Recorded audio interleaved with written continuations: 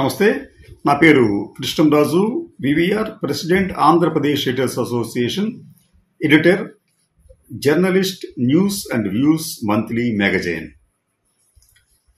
ఆంధ్రజ్యోతి పత్రిక, ABN news channel అధిపతి వేమూరి రాధాకృష్ణ గారు ఒక పాత్రికేయుడే అయినప్పటికీ కూడా తరచుగా వార్తల్లోని వ్యక్తిగా, ఒక వివాదాస్పదుడిగా ఈ సమాజం ముందుకి తరచూ వస్తూ ఉంటారు.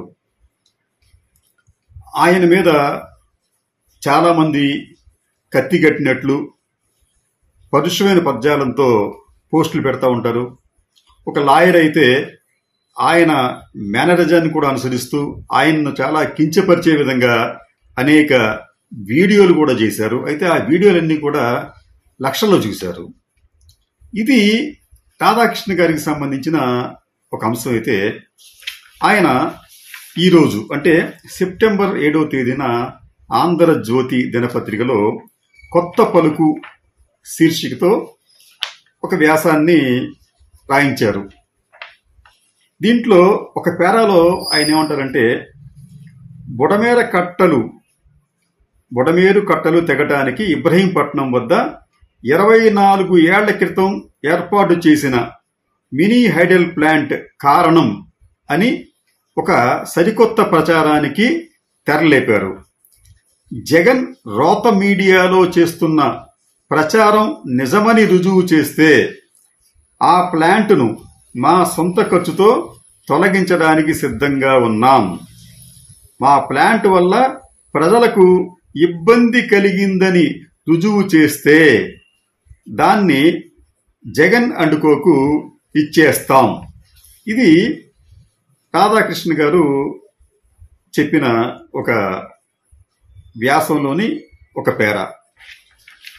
ఇది ఎందుకు ఆయన రాయాల్సి వచ్చింది అంటే, ప్రస్తుతం విజయవాడ నగరంలో దాదాపు 50% బుడమేరు వరదలో చిక్కుకొని విలవెల్లాడుతోంది. ఇంకా కూడా వరద నీరు పూర్తిగా తొలగిపోలేదు. కొన్ని ప్రాంతాల్లో ఇంకా పెరుగుతూనే ఉంది.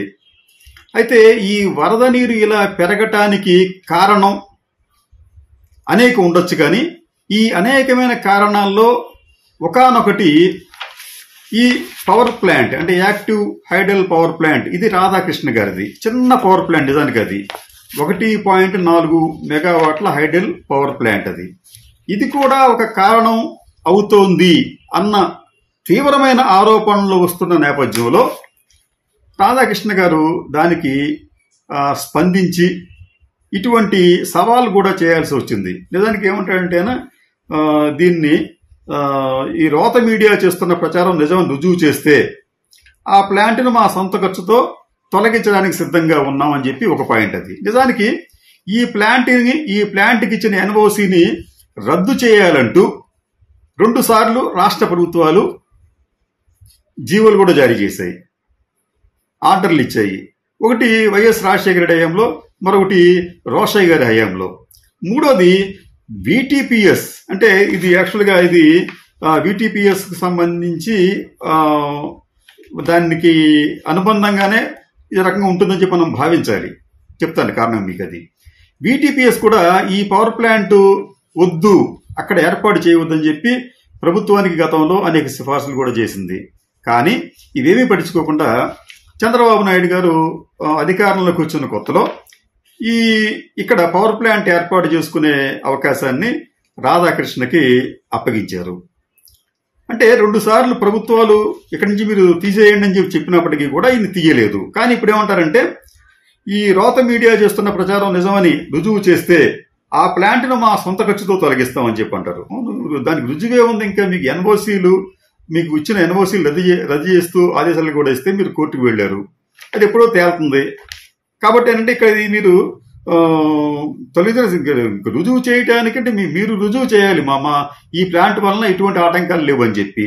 అది ఒక అంశం. అది రెండోది, మా ప్లాంట్ వల్ల ప్రజలకు ఇబ్బంది కలిగిందని రుజువు చేస్తే దాన్ని జగన్ అండుకోకి ఇచ్చేస్తాం. ఇది చిన్నపిల్లవాడి వ్యాఖ్యలా ఉంది.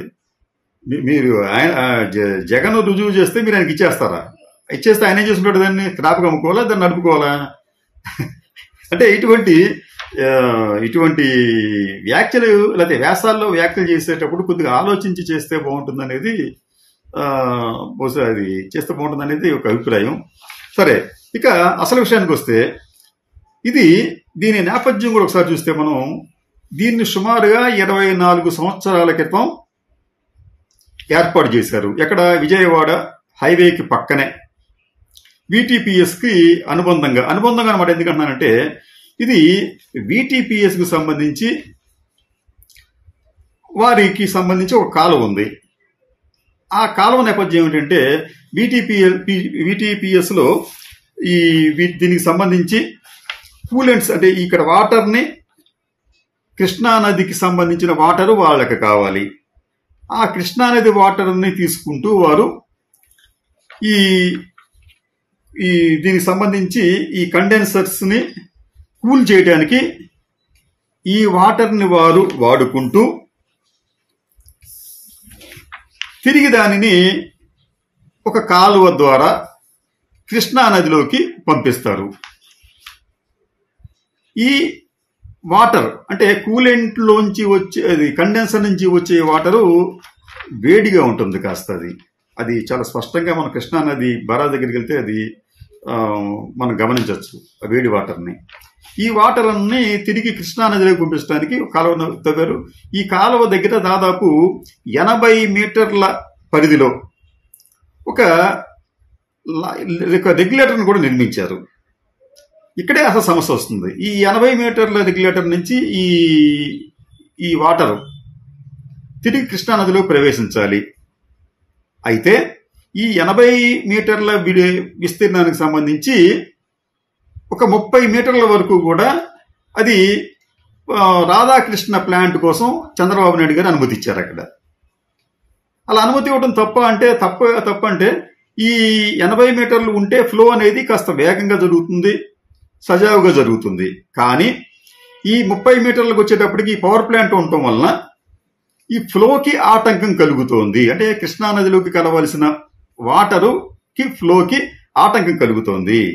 ఇలా ఆటంకం కలగటమే కాకుండా ఈ రాధాకృష్ణ గారి పవర్ ప్లాంట్లో పవర్ జనరేషన్కి మామూలుగా ఉన్న నీటి మట్టం కన్నా కూడా ఇంచుమించు 1 మీటరు పైనే, దాదాపు సుమారు 1 మీటరు ఎత్తు వరకు నీరు ఉంటే వీరి కార్యకలాపాలు సజావుగా సాగుతాయి. కాబట్టి అంటే వీరు ఉద్దేశపూర్వకంగా కొంత ఎత్తును మెయింటైన్ చేస్తున్నారు వాటర్ లెవెల్కి. ఇలా ఎత్తును మెయింటైన్ చేయటం వలన ఈ వాటరు ఫ్లో అనేది సజావుగా జరగకపోగా అక్కడ ఆగిపోయి అది మళ్ళీ కొంత ప్రవాహం వెనక్కి తన్ని కండెన్సర్ సామర్థ్యాన్ని తగ్గిస్తోంది. ఫలితంగా ఈ విద్యుత్ ఉత్పాదన అనేది VTPSలో తగ్గుతోంది. ఎంత తగ్గుతోంది? వాళ్ళ అంచనా ప్రకారం రోజుకు దాదాపు 10 లక్షల యూనిట్ల విద్యుత్ అనేది అక్కడ తగ్గిపోతుంది అనేది VTPS వాదన. అంటే VTPS సంబంధించి ఎవరైనా అధికారికంగా ఇట్లా నిర్ధారించి చెప్పారా అంటే ఖచ్చితంగా దీనికి సంబంధించి 2002-2004 మధ్యన ఈ VTPSకి సంబంధించి ఏపీ జెన్కోకు సంబంధించి చైర్మన్గా ఉన్న పార్థసారథి గారు, ఆయన అప్పట్లో రాష్ట్ర ప్రభుత్వానికి ఒక లేఖ రాస్తూ ఈ రాధాకృష్ణ గారి పవర్ ప్లాంట్ అనేది మాకు ఒక అడ్డంకిగా మారింది. ఈ ప్లాంట్ దగ్గర నీరు ఆపడం వలన మాకు ఈ కండెన్సర్ సామర్థ్యం తగ్గుతుంది, ఉత్పత్తి తగ్గిపోతుంది, రోజుకి 10 లక్షల యూనిట్లు మేము నష్టపోతున్నాం అని చెప్పి ఆయన ఒక లేఖ కూడా రాశారు.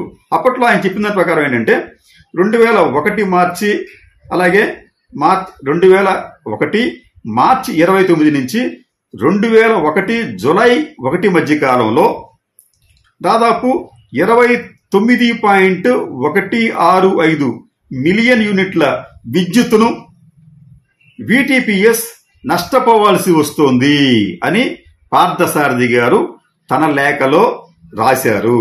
అప్పట్లో ఆయన అంచనా ప్రకారం దాదాపు ఈ చిన్న పవర్ ప్లాంట్ వలన రాధాకృష్ణ గారికి వచ్చే లాభం ఎంతో తెలియదు, కానీ వీటీపీఎస్కి వచ్చే నష్టం మాత్రం రోజుకు 10 లక్షల యూనిట్లు అని చెప్పి, ఇది మనం చెప్పడం కాదు, ఆనాటి జెన్కో చైర్మన్ సిఎండి పార్థసారథి గారు లేఖలోనే అధికారికంగా తెలియజేశారు. అప్పుడు ఆ లెక్కను చూస్తే, ఆయన ఇచ్చిన లెక్కల గణాంకాల ప్రకారం చూస్తే, ఇక్కడ ఈ ప్లాంట్ వలన వీటీపీఎస్ ఏడాదికి 126 కోట్ల రూపాయల మేరకు నష్టపోతోంది ఆ రోజుల్లో. అంటే అప్పుడు యూనిట్ సుమారుగా 3.5 ఆ రేంజ్లో ఉండే రోజుల్లో. కానీ ఇప్పుడు కాస్త పెరిగింది కాబట్టి ఈ నష్టం ఇంకా పెరుగుతుంది. అంటే సుమారుగా మీకు సంవత్సరానికి ఈ చిన్న ప్లాంట్ వలన, రాధాకృష్ణ గారి చిన్న ప్లాంట్ వలన 126 కోట్ల రూపాయల నష్టం వస్తుందని చెప్పి పార్థసారథి గారు ఒక అంచనా వేశారు. ఆ లెక్కన ఈ 20 సంవత్సరాలు చూస్తే ఈ నష్టం అనేది దాదాపు 2520 కోట్ల రూపాయలు. అంటే సింపుల్ గా 126 కోట్ల రూపాయలు ఇంటూ 20 ఏళ్ళు ఇంటూ 20 చేస్తే అది దాదాపుగా 2520 కోట్ల రూపాయలుగా కనిపిస్తోంది. అంటే ఇదంతా కూడా 20 ఏళ్లుగా వీటీపీఎస్ జనరేషన్ తగ్గిపోవటం వల్ల, అంటే విద్యుత్ తగ్గిపోవటం వలన నష్టపోయింది.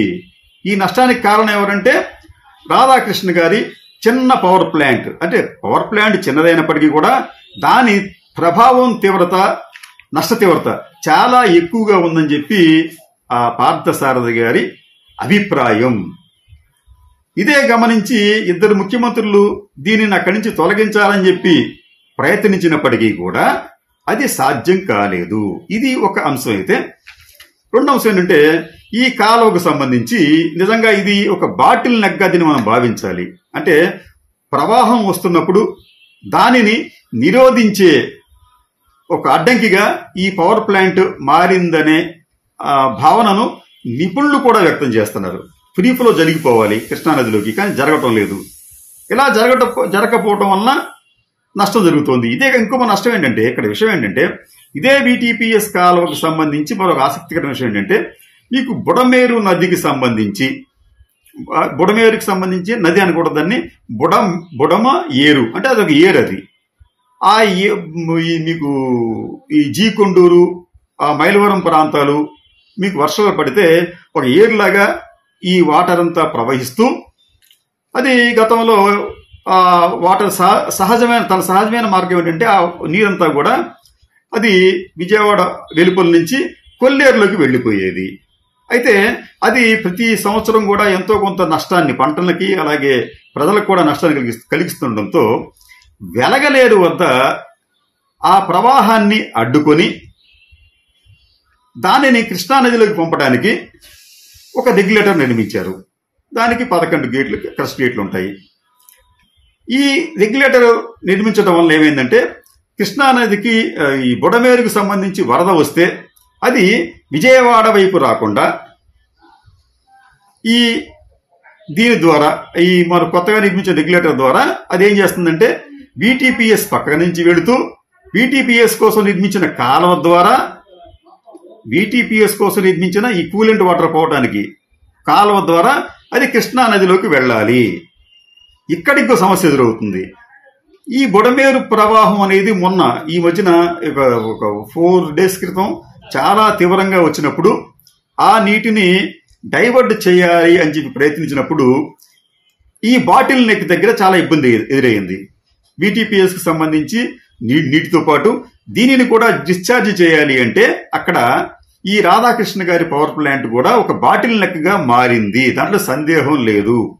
ఫలితంగా ఈ నీటి ప్రవాహం అనేది తగ్గడంతో బ్యాక్ వాటర్ మళ్ళీ ఈ ప్రవాహం వలన మొత్తం వీటీపీఎస్ కూడా ఇబ్బంది కలిగే పరిస్థితి ఏర్పడుతోంది అని ఒక భావన.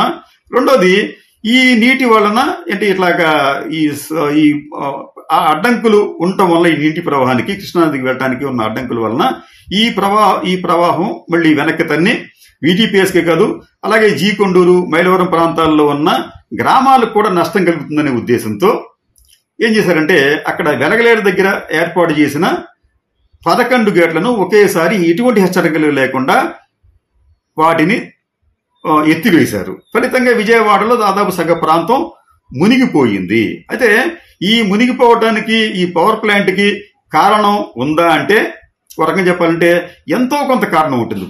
పూర్తిగా కారణం కాకపోవచ్చు, ఎంతో కొంత కారణం ఇది కూడా. అంటే అనేక కారణాలు అంటే ఒక కారణం ఇది కూడా కావచ్చనే భావనను నిపుణులు వ్యక్తం చేస్తున్నారు. ఏది ఏమైనప్పటికీ కూడా ఇటువంటి పవర్ ప్లాంట్స్ అనేవి చాలా చిన్నవైనప్పటికీ కూడా నష్టాన్ని అపారంగా కలిగిస్తున్నాయి. కాబట్టి రాధాకృష్ణ లాంటి ఒక పాత్రికేయుడు, సామాజిక స్పృహ ఉన్న వ్యక్తి, ఆయన ఇటువంటి వాటి మీద కూడా కోస్త దృష్టి పెట్టి స్వంత లాభం కొంత మానుకం అని చెప్పారు. కాబట్టి ఆయన దీనిని వేరే చోటకి తొలగిస్తే బాగుంటుందేమోనన్న సూచనలు కూడా వస్తున్నాయి.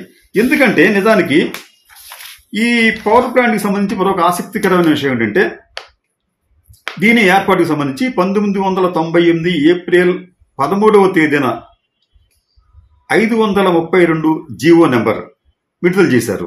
అయితే ఈ జీవోలో ఏం చెప్పారంటే వాళ్ళు ఈ కూలింగ్ వాటర్ కెనాల్ కు అంటే దీనికి సంబంధించి ఈ కూలింగ్ కెనాల్ వాటర్ దీని మీద ఎవరైతే నిర్మిస్తారో దానిని ఇప్పుడున్న ప్లేసులో కాకుండా జాతీయ రహదారి వైపు ఉన్న ఐలాండ్లో చేపట్టాలి అని చెప్పి స్పెసిఫిక్గా పేర్కొన్నారు. అయితే ఆ ఐలాండ్లో పెడితే నీటి ప్రవాహం అనిశ్చితంగా ఉంటుంది.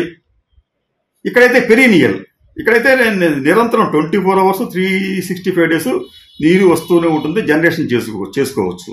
ఇది లాభసాటిగా ఉంటుంది.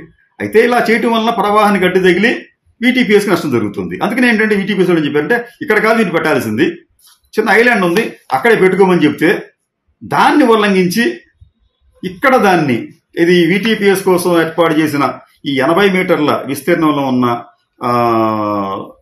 కాలువకు సంబంధించి అక్కడ ఏర్పాటు చేశారు. అక్కడ దాదాపు 30 మీటర్లు దీనికోసం పోయింది. ఈ ప్లాంట్ కోసం దాన్ని ఇక్కడ బ్లాక్ చేయాల్సిన పరిస్థితి ఏర్పడింది. అంటే దీన్ని ఎక్కడ నిర్మించాలో అక్కడ నిర్మించకుండా ప్రవాహానికి వీటీపీఎస్ కి ఇబ్బంది కలిగే విధంగా, నీటి ప్రవాహానికి అడ్డు తగిలే విధంగా దీన్ని నిర్మించారు అనేది కూడా ఉంది. కాబట్టి రాధాకృష్ణ గారు ఇటువంటి విషయాల్లో ఆంధ్ర ప్రజల పట్ల మీ వైఖరి కూడా కాస్త మారి అనవసరంగా ఎందుకు విమర్శలు ఎదుర్కొనే పరిస్థితి రావాలి? చిన్న పవర్ ప్లాంట్ 1.4 మెగావాట్ల పవర్ ప్లాంట్ మీది, దీనికోసం అని చెప్పి విమర్శలు మీరు ఎదుర్కొంటున్నారు. అలాగే ప్రజల్లో కూడా అపోహ ఏర్పడింది, దీని వల్లనే ఈ వరదలు కూడా వస్తున్నాయని చెప్పి. మూడోది, ప్రభుత్వాలు కూడా మీకు గతంలో 2 సార్లు ఎన్ఓసీలు ఇచ్చాయి. పర్యావరణవేత్తలు కూడా అక్కడ ఈ మినీ హైడ్రో ప్లాంట్ ఉండటం భావ్యంగా అని చెప్పి చెప్తున్నారు. కాబట్టి మీరు దీని పట్ల దృష్టి సారించి ఒక పరిష్కార మార్గాన్ని కనుగొంటే ఉభయ కుశలోపరిలాగా ఉంటుంది. అంటే ఇటు మాలాంటి బుడవేరు బాధితులకి మీకు కూడా బాగుంటుందనేది అభిప్రాయం.